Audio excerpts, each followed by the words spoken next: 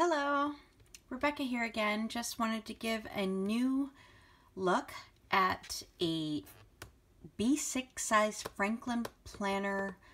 This is a bound planner similar to the Hobonichi in the fact that it has a daily format, a little more structured than a Hobonichi, A6 Hobonichi Techo, but I actually am really liking it. I've been in the A5 size for maybe a month and a half, and now I am in the B6 size because I prefer the smaller size than to the A5.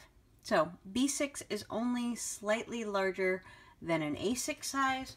I'm going to bring out the A6 Hobonichi so you can see an example of the difference in size of the planner. So here is the Hobonichi A6 compared to the B6. So a little wider and taller. I got this from the Rakuten Global website from the Franklin Planner Japan store within that website. I also got the cover from there as well.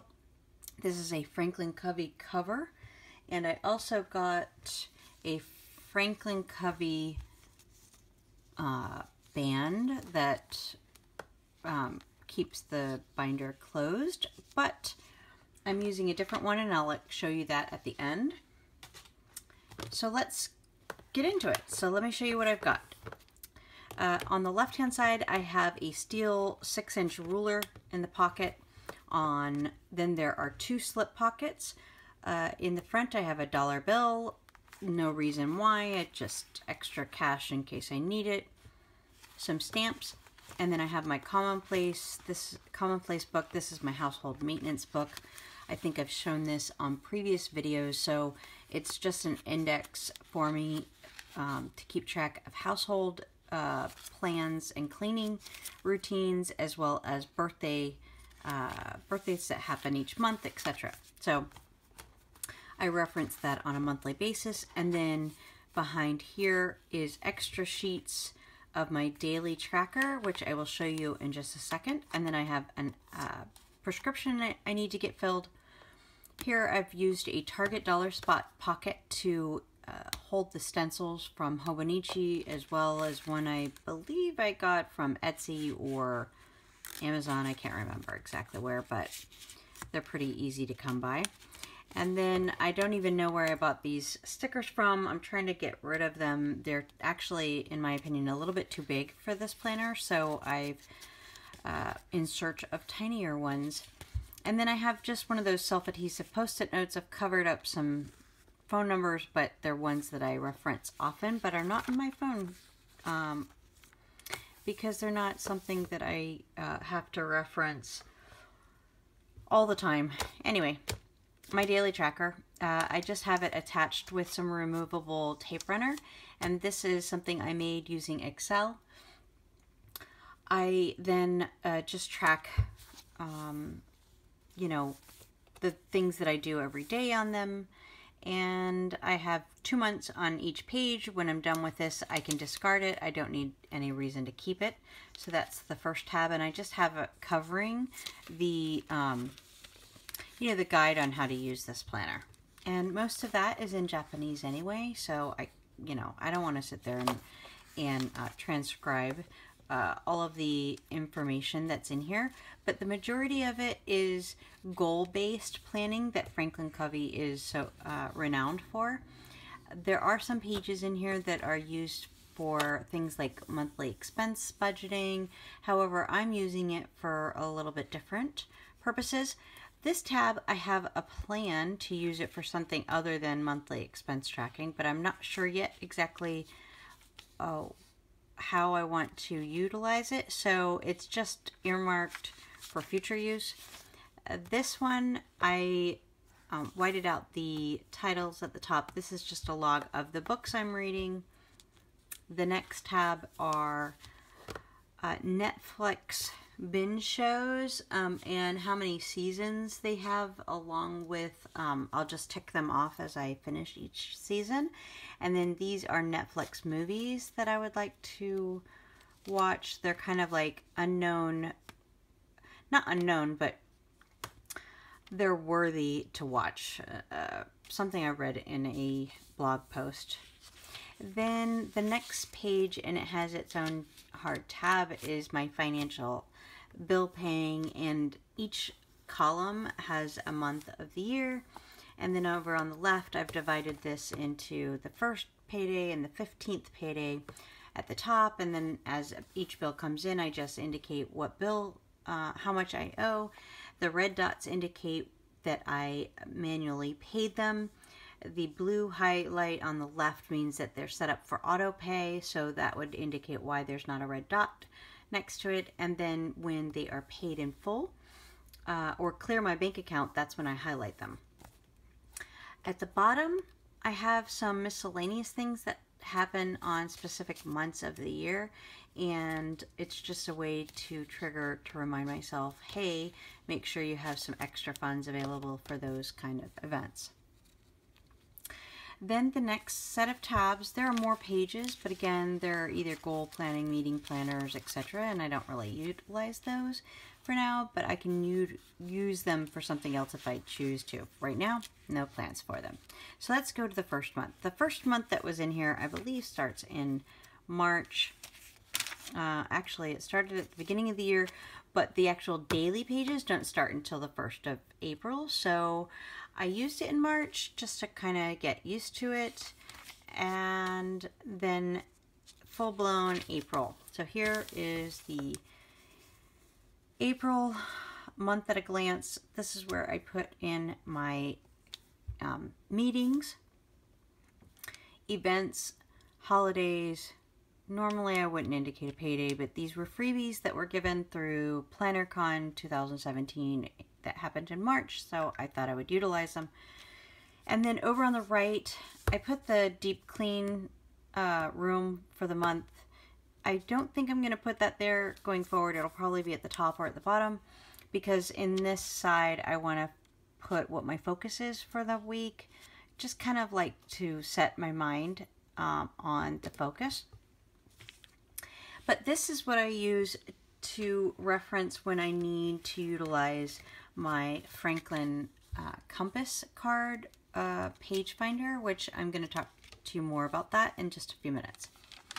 On the back of the page is where you'll find the typical Franklin Covey personal and business goals for the month. This is where I put in those monthly household chores I need to get done, that they change every month, so it's not something I can put in as a recurring item.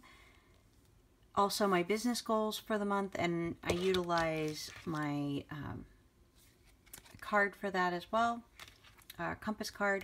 And then at the bottom I put a KonMari cleaning schedule, and I put the date that I put it on my planner pages, and then I also tick it off when it's completed. And the same thing goes for up here. Like today I have it on my schedule to purge the freezer, and when I do it I will be checking it off, etc. I reference these every week because I have to add 5 to 6 of these to my planner pages in order to accomplish the majority of them. And then on the index page at the front is where I will put my YouTube or blog post schedule, not schedule, but what I did accomplish for that month, as well as any of these monthly goals. If something got published for work, I'll put it on the April index. So here is May, and then this is the post-it note that I referenced earlier. This gets placed in here along with the KonMari schedule, and then I move this to later in the months, and this gets moved forward to the next month. Now, that's identical for each month, and then let's move on to the daily pages. So it jumps right from, these are future years. Let me go back. I forgot a tab. This last tab is the yearly overview, and I use this to track my days off and vacation days. For example, my husband is taking a long vacation in May, June, and early July, so I've marked those. The purple ones are my vacation days that I've scheduled, and then they do future planning as well as future planning months. So I will move the May Post-it notes all the way to, I believe it goes out all the way to 2019. So I've got a whole nother year to put those back in. Then it starts right in on the daily pages. As I mentioned before, it didn't start until April 1st, so I couldn't really start using it. But on weekends, this is a typical weekend view. I put chores on the right hand side and any activities or events that are, you know, like a barbecue or where if my husband's going somewhere without me, etc. And then I put kind of what I did for the day. There's a quote on here, but normally I wouldn't write quotes on weekends, but I do document what we ate because I do meal planning. And let's take a look at a daily page for on a work day. So my business tasks are on the left hand side. On the top right is where I put a note to check my daily tracker, and on Mondays I put the add 5 or 6 from the goals page that was on the back side. So I take 4 from the household and I take 1 or 2 from the KonMari, and that's what that KM indicates. And I try to put those on days that are less busy of calendar appointments that I have. And then below that is where I put my Bible study schedule and any events that are happening for the day. Big events like all day, like a holiday or something. Then we have the weather, and then these are stickers for unusual holidays that I get from Planner Chick Designs. Below that is where I indicate any birthdays, and then notes, or in this case I have my quotes that I get delivered to my inbox every day. My meal plan, I indicated in notes because I'm trying to get used to wearing contact lenses again. So today I wore them for 3.5 hours, etc. And I'm trying to build on it. My note from the eye doctor, schedule, etc. Now, when I come to write up my to-dos, I use the compass card, and it just kind of tucks into this little Hobonichi page holder. And what I did was I kind of replicated the DIY Fish meal planning chart that she had, because what DIY Fish uses is on one side it kind of has a schedule that you would normally write your meal plan on, or your meals like breakfast, lunch, and dinner. And then on the back side, or the other to the right of it, would be a list of groceries you would need for it. So I just kind of made my own. Here's a blank version, and I just put my to-dos for the week and my schedule for the week. So I print these 2 to a page on an A5 piece of paper, and then I just cut that in half, and then I fold it.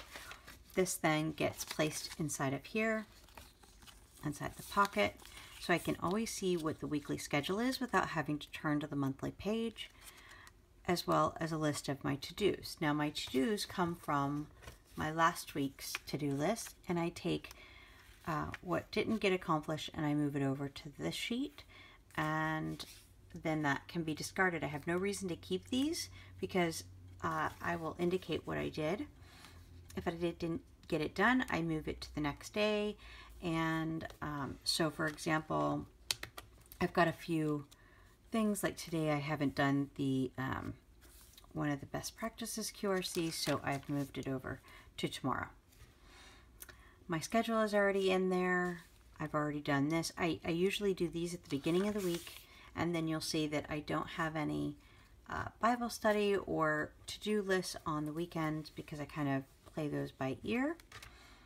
But then the next week, I've already have a reminder in there to get 5 for my goals off of the monthly page, as well as I have to put in my Bible study.